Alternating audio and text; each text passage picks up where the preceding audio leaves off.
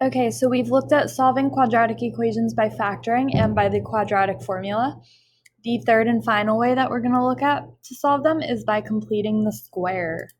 So your objective is that you will be able to solve quadratic equations by completing the square. And actually, if you remember back to when we were changing the standard form of our quadratic equation to vertex form, we were completing the square. So that's going to really help us with working on this now. So your first step is that you want to get your x squared and your x terms in your equation to the right and your constants to the left side. If your value of a is not 1, you need to divide everything by the value of a. Then you're going to add your b over 2 squared, which we worked with when we were doing this before, to both sides. Factor your trinomial on the left. This should be left. You want to get your variables to the left side. Then take the square root of both sides. You'll be left with something like x plus 2 equals the square root of something. And then subtract whatever you have here to both sides to get the x alone. So we'll do some examples. So we have x squared minus 14x plus 45 equals 0. You want to keep your x squared and x terms over here. So we're going to subtract 45 to the other side. So in our other methods, we wanted them to equal 0, but in this method, we want our constants all alone. So then our a value is 1 here, so I'm actually going to write it and rewrite it and leave some space.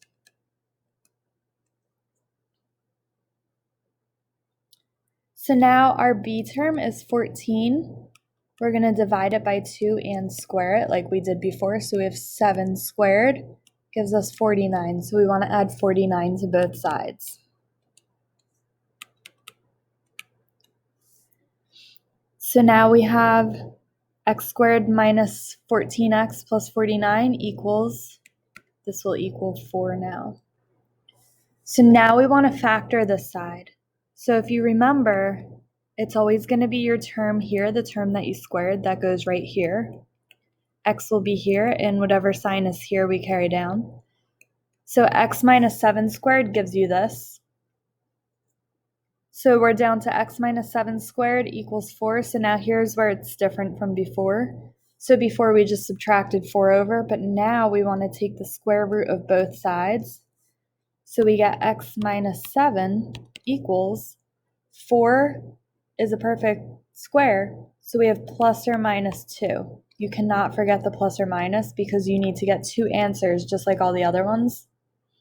So your final step is add 7 to both sides. So we're left with x equals 2 plus 7 and x equals negative 2 plus 7. So x equals 9, x equals 5, and again write your answer in the brackets, so 9 and 5.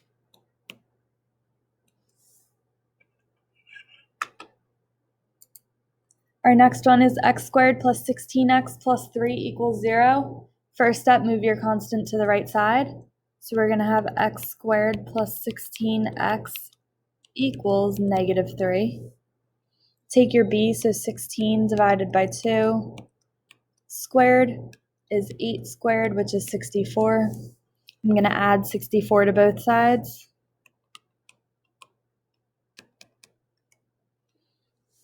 So again, to factor this, we have x plus, and we squared 8 equals 61.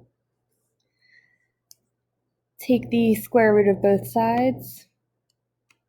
So now here's where it gets weird because 61 is not a perfect square. So just like before when I had you round to 2 decimal places, we're going to get x plus 8 equals plus or minus, and the square root of 61 is 7.81. Now you subtract 8 from both sides.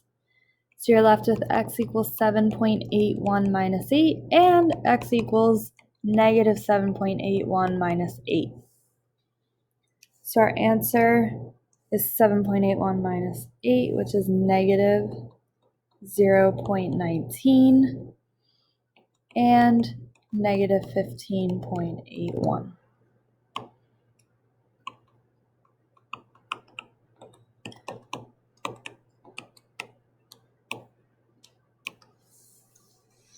So it's not too bad because we did this before. Now this one is an example where our value of a is not 1.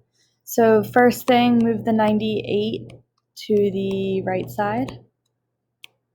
We have 9x squared plus 18x equals 91.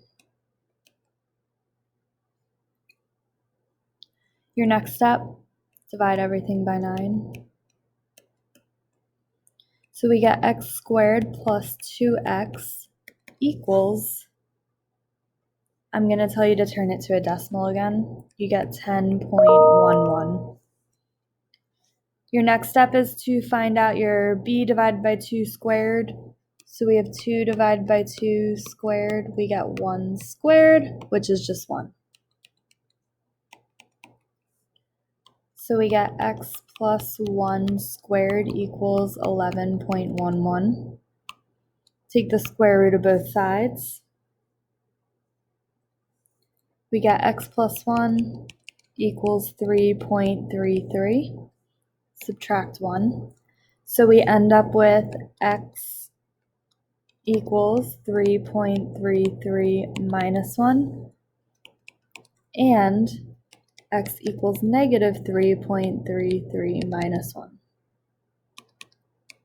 So we get positive 2.33 and negative 4.33.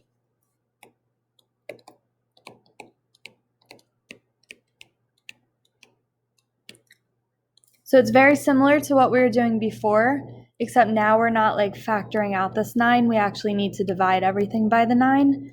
And at the end, we're doing the square root and solving it rather than just subtracting our constant to the other side. So let's look at one more example. We want to add 57 to both sides because you want to get your constant alone. So we're left with 6x squared plus 12x equals 48. Divide everything by 6. In this case, it's an even number. So we get x squared plus 2x equals 8. Makes it a little easier. We want to find our b over 2 squared, which is 1 squared, which is just 1. So add 1 to both sides. Now we have x plus 1 squared equals 9. Take the square roots. We're left with x plus 1 equals plus or minus 3, and subtract 1. So we're left with x equals 3 minus 1, which is 2, and x equals negative 3 minus 1, which is negative 4. So we will practice this more in class tomorrow, so come to class with any questions you have.